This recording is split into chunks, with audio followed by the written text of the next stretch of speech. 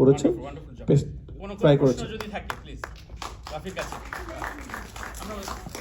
আমার প্রশ্ন হচ্ছে, ওয়েলকাম টু লস অ্যাঞ্জেলেস।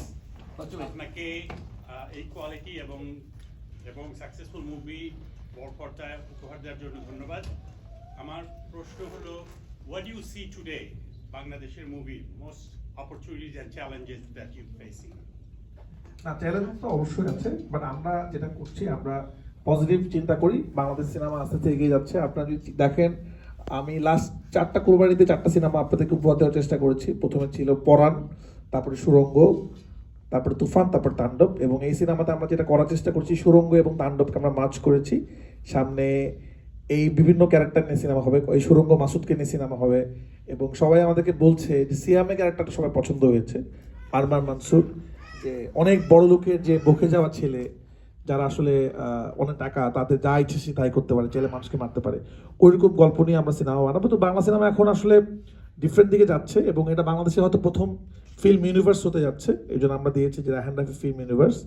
তো সামনে ইনশাল্লাহ চেষ্টা করবো আমরা নেক্সট কোরবানি ঈদে আমি অন্য কিছু করার জন্য, যেটা এই ইউনিভার্সের অংশ আসলে। রাজ হামিদ এবং রায়হান রাফির কাছে যদি প্রশ্ন থাকে। আমার একটা প্রশ্ন আছে। জি প্লিজ প্লিজ।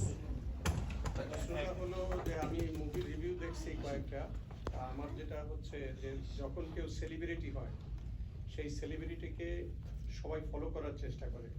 তো মুভিটা যদি মানে সেলিব্রিটি হিরোর যদি নেগেটিভ ক্যারেক্টার থাকে, তাহলে সমাজে সেই নেগেটিভিটি বেড়ে যাওয়ার একটা সম্ভাবনা থাকে। এক্ষেত্রে পরিচালক বা যারা মুভি মেকার, তারা মনে হয় এই দৃষ্টিটা রাখতে পারে।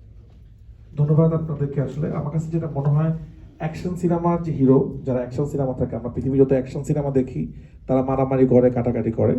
তো এটা আসলে সিনেমার কাল্পনিক জিনিস। সিনেমাতে ভালো হয়, খারাপ ক্যারেক্টার দেখানো হয়, এখানে একটা পজিটিভ মেসেজ দেওয়া হয়। আমাদের ক্যারেক্টারের নাম আপনি খেয়াল করে দেখবেন, যে পজিটিভ ক্যারেক্টার তার নাম স্বাধীন, সে ভালো। এবং যে খারাপ মানুষটা মারামারি করছে সে হলো মিখাইল, মানে ক্রিমিনাল। তো ক্রিমিনালরা সবসময় মারামারি করবে। এবং আপনারা যদি চিন্তা করে দেখেন, একটা সময় বাংলা সিনেমা মানুষ দেখতো না। ইয়াং জেনারেশন যারা কিনা বিভিন্ন হলিউড সিনেমা দেখে, বলিউডের সিনেমা দেখে, তাদেরকে যদি আমরা সিনেমা হলে আনতে চাই, আমাদেরকে একটু অ্যাকশন সিনেমা করতে হবে। আমরা যদি প্রচণ্ড লেভেলে সামাজিক ছবি বানাই, সেটা মুরব্বীদের প্রচণ্ড ভালো লাগবে, কিন্তু আপনাদের ইয়াংদের ভালো লাগবে না। তা আমার কাছে মনে হয় আমরা আসলে এখন একটু ওয়ার্ল্ডের সাথে ট্রেন্ড মিলে হলিউড বলিউডে যে ধরনের সিনেমা হচ্ছে, যে ধরনের সিনেমা ইয়াং জেনারেশন দেখতে যাচ্ছে, সেসব সিনেমা বানাচ্ছি এবং সিনেমার মধ্যে মেসেজ দেওয়ার চেষ্টা করছি। দেখেন, একটা খারাপ জিনিস আমরা কি দেখাচ্ছি, সিনেমাটা যদি ডিটেইলে দেখার চেষ্টা করেন, যে প্রতিটা খারাপ মানুষের শাস্তি হচ্ছে। যারা দুর্নীতিবাজ মিনিস্টার ছিল, যারা দুর্নীতিবাজ খারাপ মানুষ ছিল, তাদের শাস্তি